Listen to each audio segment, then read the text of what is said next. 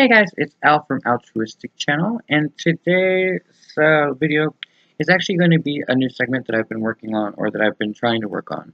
The idea came to me a while back, but this is the first time I'm going to actually integrate it into the day-to-day actions on Altruistic Channel.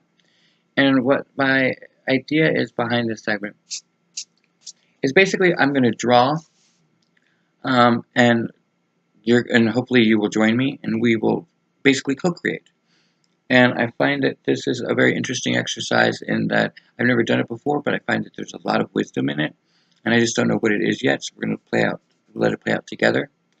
But as we draw, I'm going to kind of give you guys a better understanding of who I am, or where my personality comes from, or what I have come to believe for myself, and kind of engage you in that way as we co-create wonderful things, right? I'm not the best artist in the world. I'm very late to this. I have never been able to draw my entire life, and then suddenly, I'd say about 6 months ago, I woke up randomly one day and I had a desire to draw. And when I drew it, I was amazed that I was able to do that because it was not bad, and everybody who saw it was like really impressive. And I didn't know where it came from, and so it led me down that that path of questioning and being an INTJ personality. And I started to research it. And I'm not alone. There are a lot of people who wake up randomly with gifts that they maybe didn't have before, and who knows where it comes from. It might just be that we are latent in something in our brains that finally released the information. But what I'm going to do is I'm going to talk to you as I work, and hopefully we can co-create and have very interesting philosophical conversations about everything. I'm going to keep it G-rated, and the reason why you might see eyes right now on the paper is because I had to stop because I swore in the previous thing. This is still new to me, and I swear like a sailor. But because I have a feeling that there will be members of our society, like children, that will want to co-create and watch this and deal with some, philosophical questions and cute little tidbits and stuff about, like, legacy and all that stuff, in kind of more of an educational format. Also, a lot of the autistic community may want to watch this, and we won't know until we let this roll out. But I have a feeling that part of the communication problem that we're having with the autistic community, because I'm on the spectrum. I'm a gifted student, or I was. Now I'm a gifted adult, I guess. But being part of that spectrum, I see that they are the evolution of brilliant, and so because of that brilliant, I think that they're everything that has a positive to that level, such an extreme, would then have a negative, or at least what we perceive to be a negative, to balance it out. And so I think that theirs is just an inability to communicate the same way that we communicate. But I think that's on purpose. And what I mean by that is I believe, I'm going to just go ahead and start drawing as we talk about this. What I believe for myself is that we're coming to a point in our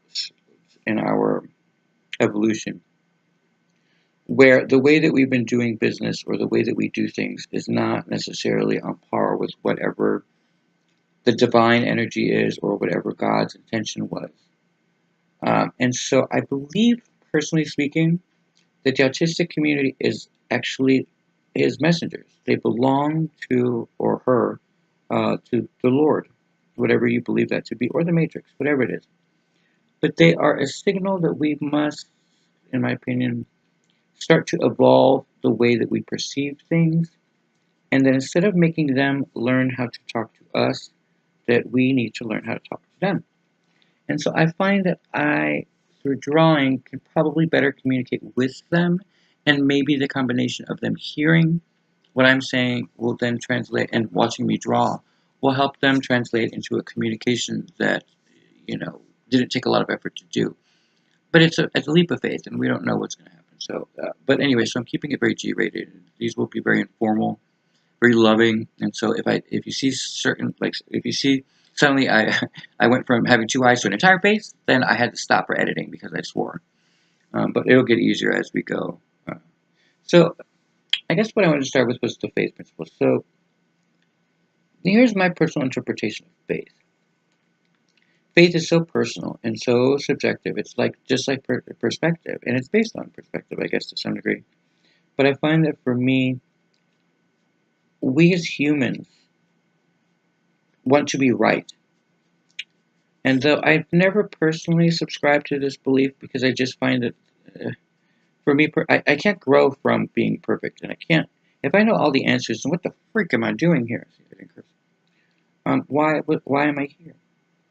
And then I go back and think about, like I said, the autistic community.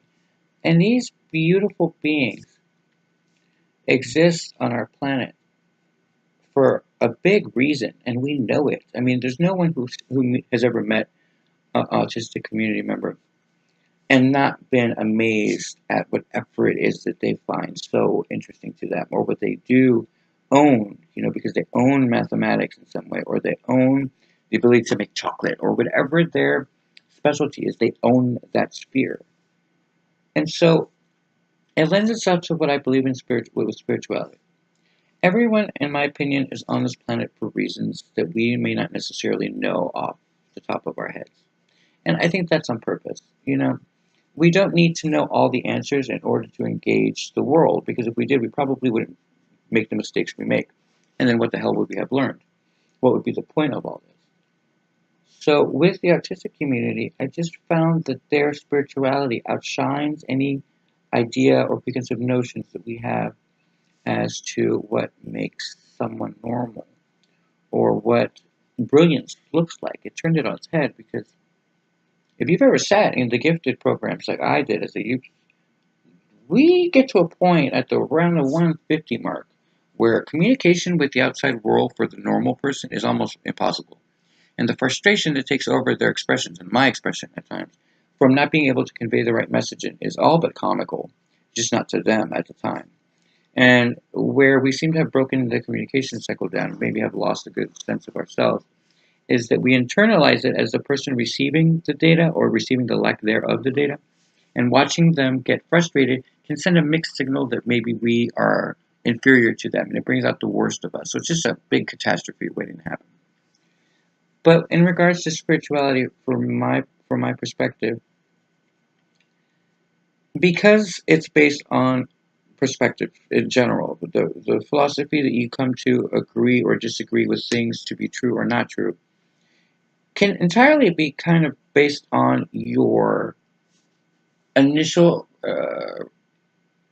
belief system on what constitutes real and how you relate in that reality. And so when it comes to spirituality, I find that if you drop the walls a bit and you do what I do, which is kind of live and let live, that suddenly you start to find truths, like real universal truths, in pretty much every religion, even Scientology.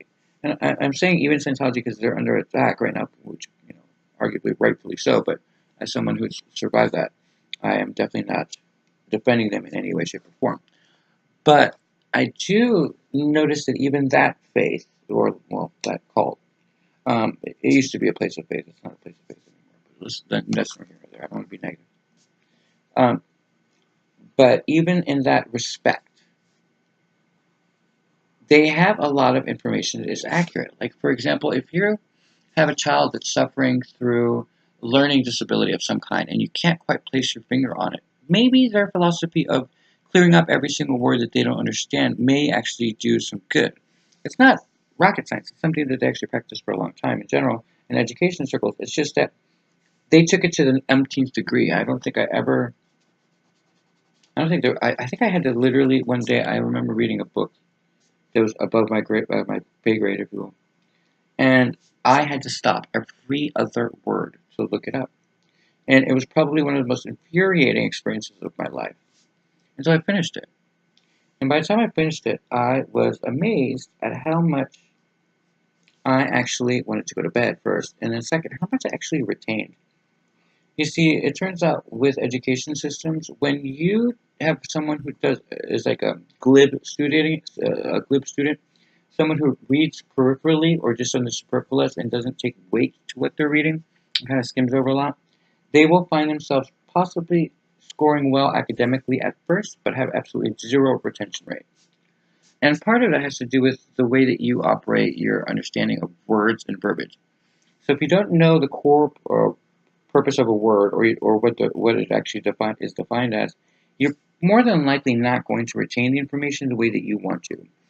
And so that principle is pretty much universal. Everybody can kind of listen to that and go, yeah, that's about right. If you don't know what the word means, you're not going to probably understand the context of what it is that's being said. So having said that, not all of their faith is right. I mean, obviously, there's some really far out there stuff that we're just going to believe. I'm not going to. But we have some stuff that we can probably do without in that particular faith. Very, very harming to the human condition. But neither here nor there. The point is that, like that faith, there's a lot of truth in most faiths. There's no reason for anyone to ever look at the Catholic Bible or the Christian Bible and argue that there is no reason to have sections that basically speak about spousal abuse or about, what do you call it? Don't lie, don't cheat, don't steal, because those are ethical questions that society is to impose on people. Where we start to fall into the hard parts and the parts that make you separate yourself from specific faith is when the hypocrisy begins, in my opinion. And so when you are discussing spirituality with some people, you have to learn to define whether or not you're speaking to someone who sees the hypocriticalness to it or people who have blinders and are just faith-based. There's a difference between having faith in yourself or in humanity, in my opinion, than having blind faith. And here's what I mean. Every system is corruptible. And it is based on, again, the subjectivity of the person who is in control of it at the time. And what they believe is okay and what they believe is not okay. Well, that's not the way faith works. Faith is based on a set of principles that you live by for pretty much your entire life. You may question some parts of it, but in the end, you don't waver in what is ethical and what is not. It's to stay to the moral compass, not to sway back and forth of it as it is most convenient for you. And so when I find myself speaking to a person of blind faith, the communication cycle begins to break down. Because there is no way to reach that person, and there's no way to help them see what they refuse to see. So that's where I begin to have an issue with organized religions, because I don't believe that any one person can impose their moral compass on anybody else, because, your ethics system is based on you. It's based on your experience and what you hold true. You can't hold someone else to that, or you would have to justify pretty much everything you've ever done in your life. You're not God. We're not God. We can't judge one another. But with my personal faith, what I've discovered is that my faith includes logic. And when I say logic, I mean the fact is that logic goes two ways. Logic dictates that we must make choices and make decisions based on what we know, but we must do so understanding that we could be wrong. And that's where I deviate from most other people, because most other people want to believe in absolution and that they are absolutely right and blah, blah, blah. Well, here's the thing. I don't know about you, but though I'm from him or of him or her, I have not met God consciously. And until I do, there's no way that you're going to ever hear me speak on their behalf. And that's the principle of my faith. You see, for me, faith has always been and will always be your understanding of how you relate to the universe. And what the universe is made of is entirely based on what you want it to be.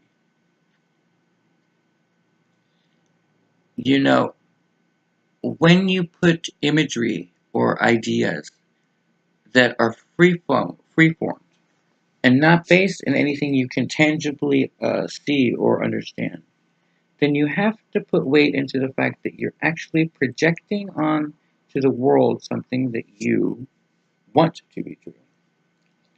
And so it's always comical to me that that same person in organized religion will then blast someone who believes in paganism or Judaism or anything else, because in the end, you have yet to prove your faith is more important than anybody else's.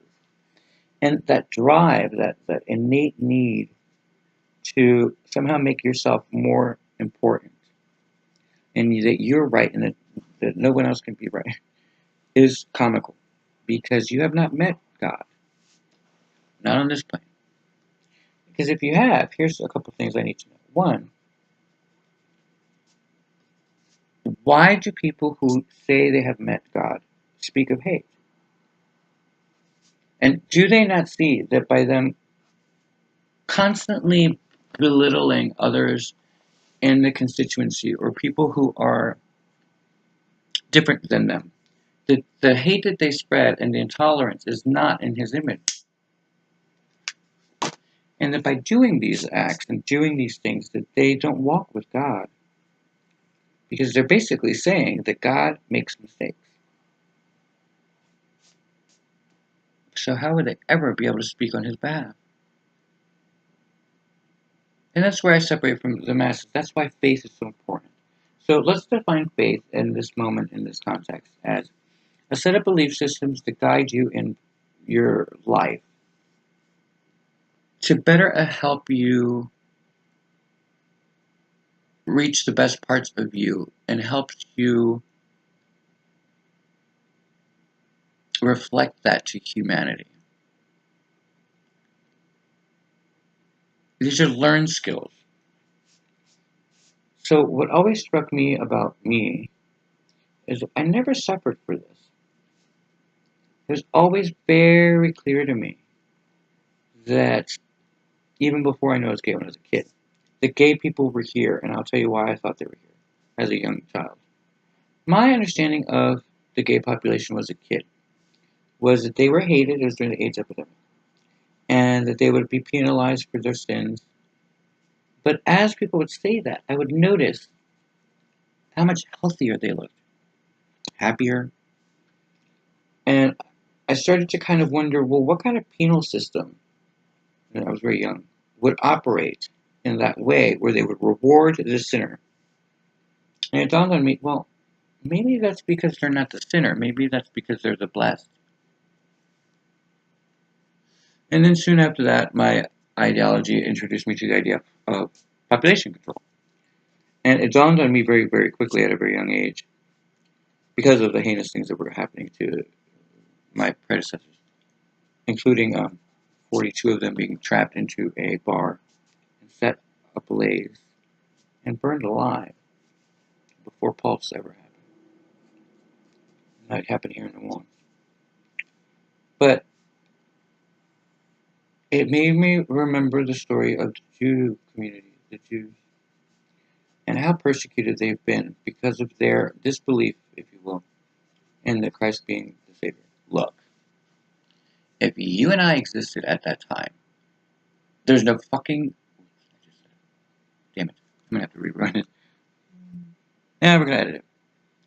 There's no possible way that we would have said, yeah, we believe. You wouldn't have. That's not probable. But the fact that they have been persecuted for the rest of their life makes me wonder if they were God's people. Because God would have given them the strength to do that if it meant the betterment of the world, which in theory it did, because it brought about an understanding of Catholicism and the belief in God. So it served its purpose, but he wouldn't necessarily have sacrificed his own people. But it looks like jealousy played a part in that. And so what he endeavored was to bring about a level of conscious behavior that would allow someone to come to terms and come to grips with who he is. And he sent basically his own son down here to lead the path, a path that led eventually to his demise, but that's neither here nor there, which again is a big issue with mine with that particular faith, is that I don't care how evolved I am, when it comes to my child, if anybody comes anywhere near my child like that, I would kill him. So that's number one in that whole thing. But for the greater good go I. So I allow it because of the fact that it did much greater thing for humanity than harm it then. But the idea that the Jewish community should be penalized with not only destructive behavior, but annihilation, where they genocide that people deny to this day because it's an inconvenient truth, because they don't want to admit that they were wrong or whatnot, that that their faith is not based in such hatred? Well, actions speak louder than words, one. But two, if you want to change that, may I suggest denying that it ever happened? It may not be the best way to go. But neither here nor there. We're going to move on. So just like that, I started to kind of correlate the fact that maybe the gay population was here as angels from God, in the sense that they were helping population to keep it under control. And as I got older, that became more and more apparent. I mean, from the size of their, which is always larger than their straight counterparts, to the fact that we have yet to ever find an actual gay person who does anything disgusting like bestiality and stuff. It's always a heterosexual person who does that. But we're still targeted.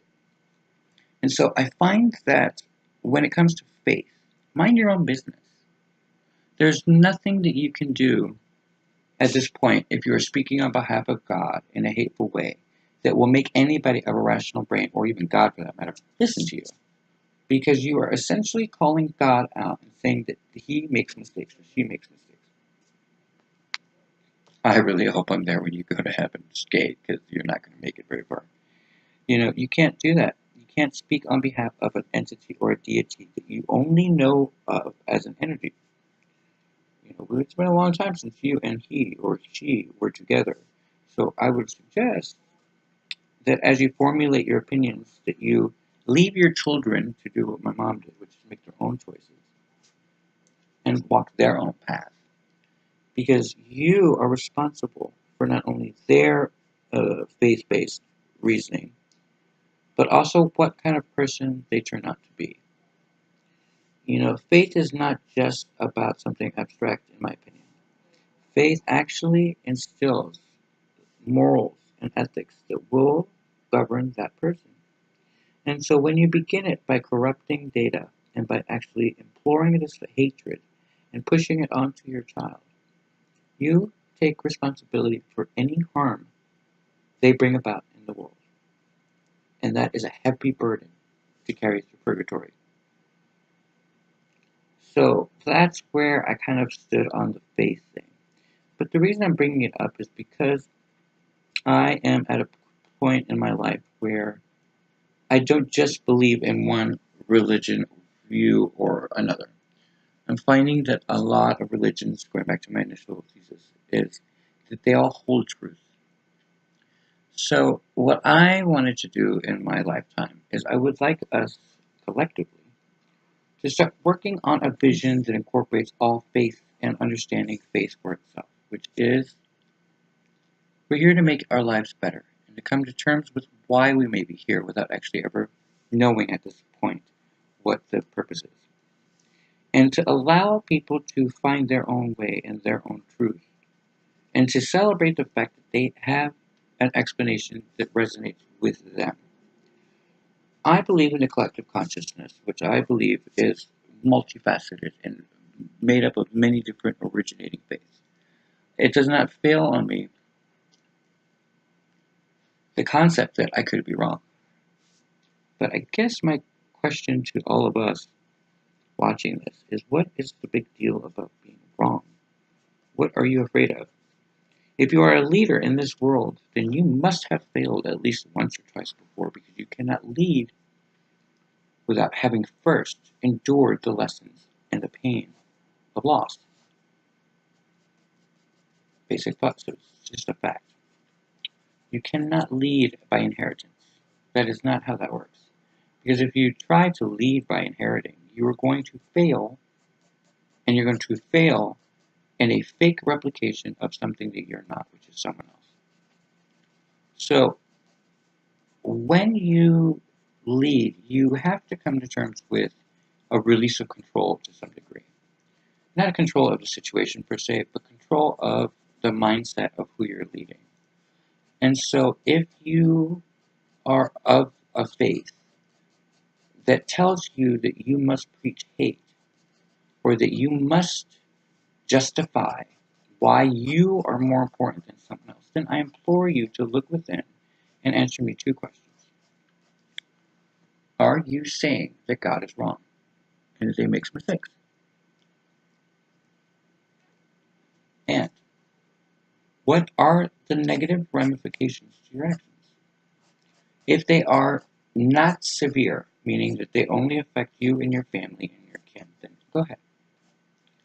But if your faith brings about destruction and the deaths of other people, and fear and loathing and persecution, then you are not speaking on behalf of God or the divine.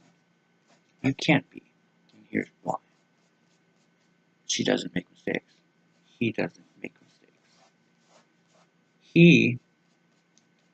She created a self-sustaining system that would allow us to grow and prosper and to become self-aware so that we could discover our path, our history, and what our legacy would be. That is not a stupid person. That is not on our level. That is not you making an assumption on behalf of them. That is literally a being so strong with their convictions that they allow others to exist with theirs. All-knowing source. So for everything that you think you represent our good Lord in, remember that our good Lord was the one who created their faith. Failure to see it that way, in my opinion at this point, is not going to land you in very good standing with anything, because it's not about praying to the right source and because they are all knowing that you have to agree. No, you don't have to agree. But you have to respect the fact that they created all of it. And you have to have some form of faith in yourself to acknowledge that they would not have created a system where you would be right all the time, because that is self-serving, and we seem to be geared as a collective into a more humanitarian approach. We're supposed to learn our lessons and actually get each other through it. And the reason I know that is because of the sense of community. It does not fit, it should not be foreign to you at this point that what we've been doing is conversing in a community setting while we draw whatever it is that we want to draw. We are creating things in harmony, not in jealousy or not in fear. So it stands to reason that if it is our purpose to learn, then we must learn that what we create is in His image, so that everything we create is already known. So maybe it's time we collectively start pointing out to people when they're not speaking on his behalf, or her behalf, or its behalf. Maybe it's time that we, as a collective race, own the fact that we will no longer tolerate disrespect of our Lord and Savior or the divine power that is. To own the fact that they created us all-knowingly, and that to respect them is to understand that other people are allowed to believe their belief.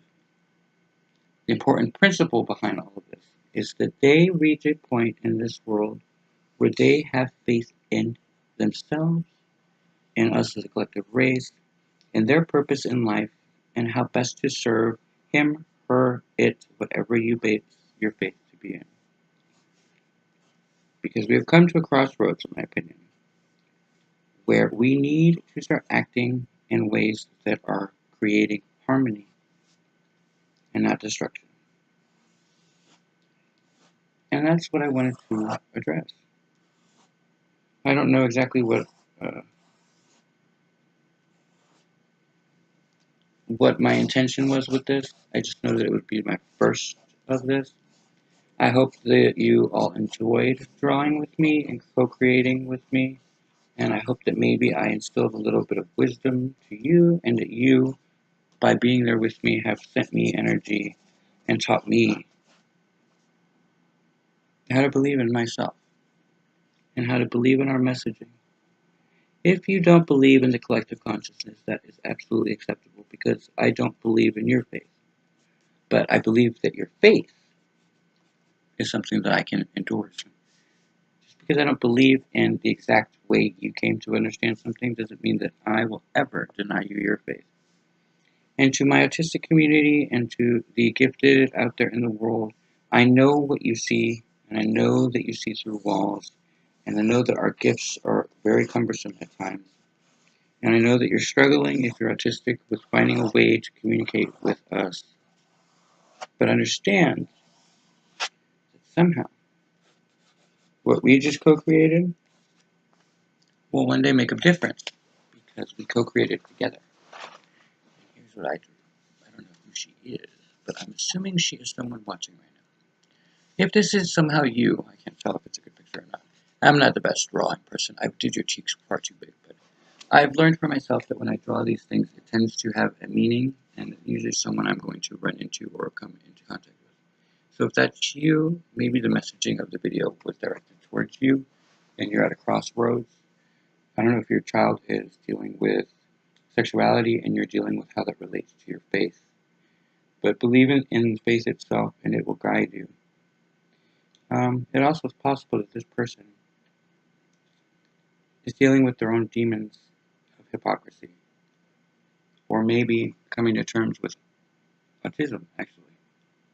Someone autistic in their family on the spectrum, and they're trying to figure out if it's a blessing or not. It's an absolute blessing. When you have something that is precious, then understand that it will be a target. And just because we can't understand a frequency that beings operate on doesn't make them bad, and it doesn't make it something worth a stigma. People will shy away from what they don't understand, and my faith tells me that I know these entities. I know them well. I am here to do some work with them. And the reason I know that is because I'm on their spectrum. I am a gifted student. I was in GT for many years.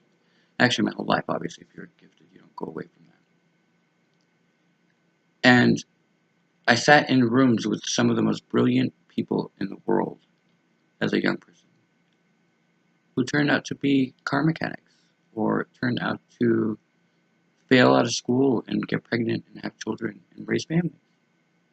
I've never looked down on any of them because it doesn't change their IQ. It just made it more complicated. When you're blessed with talents or skill sets that are different or that take honing or they're somehow a grace-given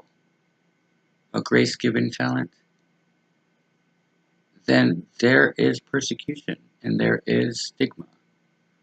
And without cultivating those skill sets, it becomes a negative, a downer. So the children born with gifts from God, like autistic or gifted, learn from us as parents and from the community that they are to deny His gifts. And when you do that, you disalign your path with who you are.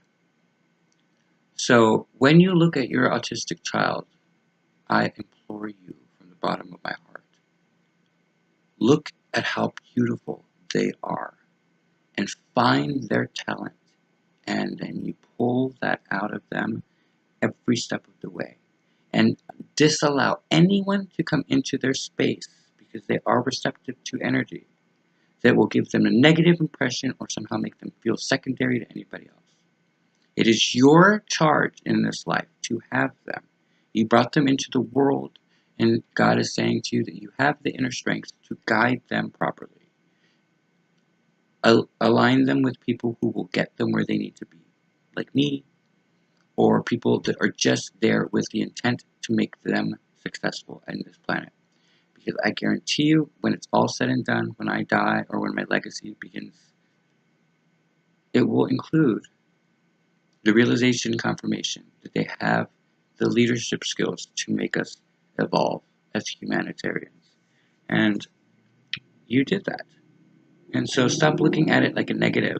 Doesn't matter if they got it from a polio vaccine. It may not have come from that. It doesn't matter. Just like it doesn't matter how we got here. The point is that we're here. What are we going to do with that information? Everything in the cosmos is dark matter. We are the only light matter. We only account for, what, 6%. We are either the fleeting edge of it, leaving the cosmos forever in its evolution, or just entering its space to provide light out of the darkness. That is a blessing. There's nothing on this plane, in my opinion, it's very important to me, you understand, that says that we are anything but God's will. We are intentional, and everything that happens to us is for a reason. We are not just shining bright for our planet or for each other. We are beaming into the darkest recesses of creation itself. And we are providing information and value and source to things that are waiting to hear back from us. This is eons and eons of evolution. This is intent beyond what we can understand. It is why we are the collective conscience. Because we represent different aspects of the being, the infinite being. And I think it's more than one. Because it's a collection. It's a collective. We're not all identical. But whatever you believe in, we are not here by mistake, and we are the blessing. So next time you look down at someone, or you look at someone with a handicap, stop yourself and change your perspective. And I mean immediately. That being that you're looking at is above you, if anything else. But I don't think we're supposed to look at it that way.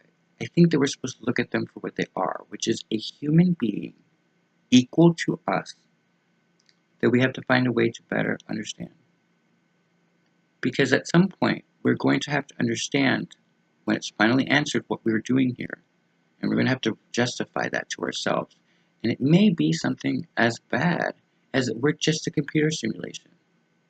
Okay? Worst case scenario. So, we still were created purposely for an intention that's far above evolution itself. So let's stop judging each other in that way and start respecting the fact that we all have purpose. And maybe it's time we start focusing our energy on how to establish the roles of what people are supposed to be doing on this plane, instead of persecuting them on their faith or their beliefs or on things that separate us. Because the answer is in what separates us, that unites us. You can't get to the darkest parts of who you are if you don't first deal with what you project onto the world. It's almost like a system of mirrors, like cloaks and daggers. You put out into the world what you are seeing. And so sometimes, and I know this for a lot of us, we project the worst part of us onto people that we are just afraid of, in a way that's an unawareness to who they are. It's almost like walking through life with blinders on, and that you're the only thing that... No, you're not the only thing that matters. The world does revolve around you from your perspective, but from my perspective, you are irrelevant. And when you learn to balance those two things, you'll find the balance to understand better that everyone is equal. Every yin has its yang. But when it comes to these beings, the ones that I want to work with in this art section, and I'm going to do it daily, as I start my day and meditate, I'm going to do action stuff. We're going to draw and co-create, and that's kind of the vision I have for this segment. So if you find this interesting, or something that you would like to partake in, or that you like your children, or that your children react to well if they're autistic and whatnot, or even adults, because autistic, the spectrum is across everything.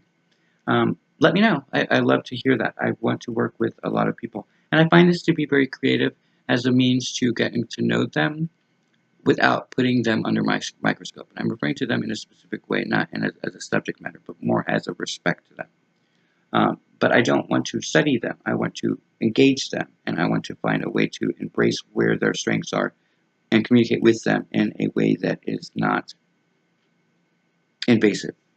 And so if you find this interesting, or you want to do more with this, let me know. I hope to expand this section, and I hope to start raising money.